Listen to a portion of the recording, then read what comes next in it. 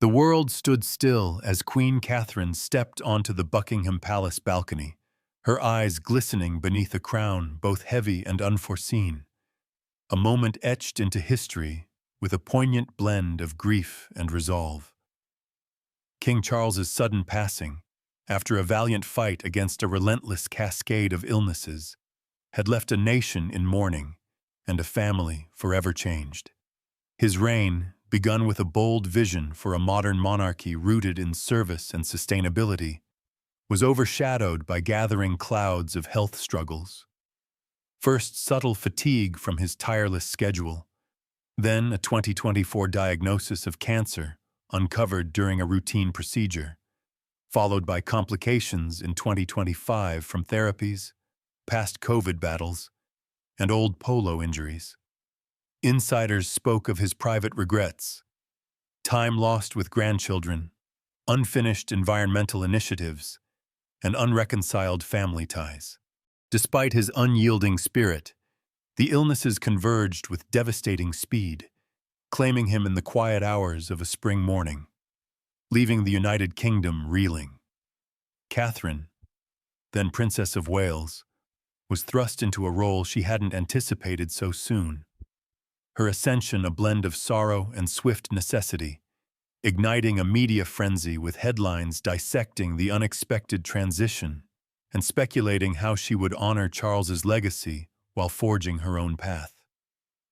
The nation draped itself in black, yet found unity in shared grief, as funeral processions wound through London streets, blooming with flowers reminiscent of the outpouring for Queen Elizabeth II.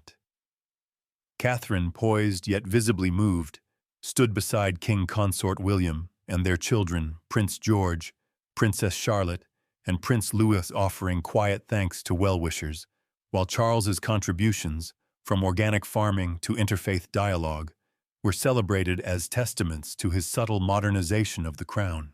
As coronation preparations accelerated, Westminster Abbey buzzed with activity, floral tributes from Charles's beloved Highgrove Gardens, weaving his passion into the ceremony. Catherine immersed herself in rehearsals, drawing inspiration from Elizabeth II's 1953 coronation address of unity and faith, poring over historical texts to blend tradition with a personal touch that acknowledged the suddenness of her rise. Media outlets, from the BBC to global networks, camped outside the palace, fueling anticipation. Would her tone be somber, hopeful, or both? Few predicted the emotional weight of her tribute to Princess Anne.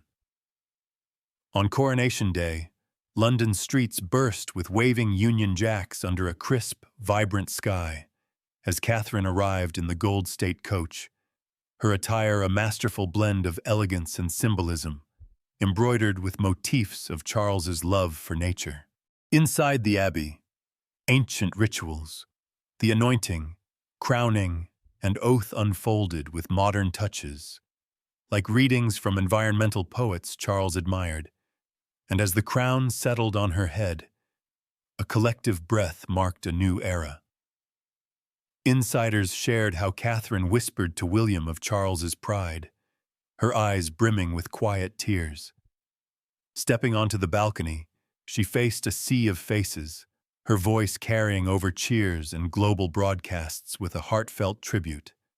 I stand here humbled by the legacy of a man who fought tirelessly for our planet, our people, and our family. Despite the illnesses that overwhelmed him so suddenly, he held on with grace, determined not to burden us with worry. His regrets, unspoken yet deeply felt, remind us to cherish every moment. The crowd fell silent, moved by her candor, a departure from royal formality that resonated deeply. Then came the electrifying declaration. Princess Anne, my beloved aunt, will be the right hand and support for our new reign, a personal and strategic signal of partnership rooted in unity and experience, sparking a media storm hailing it as a masterstroke to stabilize the monarchy. Catherine wove in Charles's vision for a streamlined crown, pledging to evolve it with Anne's guidance, and shared intimate anecdotes of family gatherings where Charles's humor lightened heavy days. Her speech, under 10 minutes, echoing Elizabeth II's 1953 pledge of lifelong service and closing with a call for national healing that drew thunderous applause. Princess Anne, the royal family's unsung hero with over 200 annual engagements, had supported Charles through his reign, stepping up during his 2024 cancer diagnosis with extra duties and private counsel, her no-nonsense style complementing Catherine's empathetic approach. Insiders described late-night discussions on succession and sustainability. Anne as the rock Charles leaned on, her role now crystallized as advisor, confidant, and public face, evident in moments like leading his funeral procession on horseback, a nod to her military ties and loyalty. Media dubbed her the power behind the throne, yet she remains grounded, her expertise in equestrian sports and rural affairs meshing with Catherine's focus on early childhood and mental health, promising stability through collaborative efforts like sustainable community gardens or mental health resources for youth. Behind palace walls, Catherine balanced her new role with motherhood, comforting her children alongside William, while Anne lightened the mood with anecdotes of her bond with Charles, easing the sting of his sudden loss. Catherine's speech became a cathartic bridge, her nod to Anne both strategic and heartfelt, reflecting Anne's mentorship since Catherine's royal entry, with media capturing subtle gestures like Catherine's glance toward Anne on the balcony. Amplifying narratives of unity, joint family visits to Charles's beloved gardens, planting trees in his memory, underscored this harmony, echoing historical transitions like Elizabeth II's ascent after George VI's death. The speech was no impromptu triumph, but the culmination of meticulous preparation. Catherine evolving from a nervous speaker in her 2012 Children's Hospice address to a poised orator, her tone now polished yet relatable.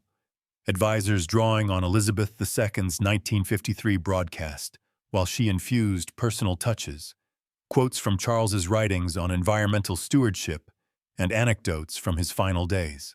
Late-night rehearsals with William and Anne ensured authenticity, her pauses timed for impact, her words blending intimacy and grandeur, earning media praise as a modern monarch, confronting Charles's regrets, his unfinished environmental goals, with a vow to carry them forward. Catherine's reign steps into uncharted territory, shaped by Charles's legacy and her vision, his health battles inspiring palace initiatives on wellness, expanding her Shaping Us campaign to include family resilience, while his environmental passion through the Terra Carta and Sustainable Markets Initiative. Lives On in Sustainability drives for renewable energy and biodiversity protection. Anne's expertise in over 300 charities, including Riding for the Disabled, complements these efforts, paving the way for programs like mental health resources for young athletes, with public approval for Catherine's approachable style soaring above 70%, reminiscent of her 2010 Heads Together campaign. Charles's regrets fuel action sustainability drives, interfaith dialogues, and tree-planting ceremonies at Highgrove honor his memory, as Catherine's reign blends tradition with innovation, incorporating digital health platforms while upholding ceremonial duties, emerging as a beacon of resilience with Anne as her steadfast ally. What was your favorite part of Queen Catherine's speech? Share your thoughts in the comments below, and don't forget to subscribe to my YouTube channel for more captivating insights into the royal family's evolving story. Your support helps us bring these historic moments to life, so hit that subscribe button and join our community for the latest updates on the monarchy's next chapter.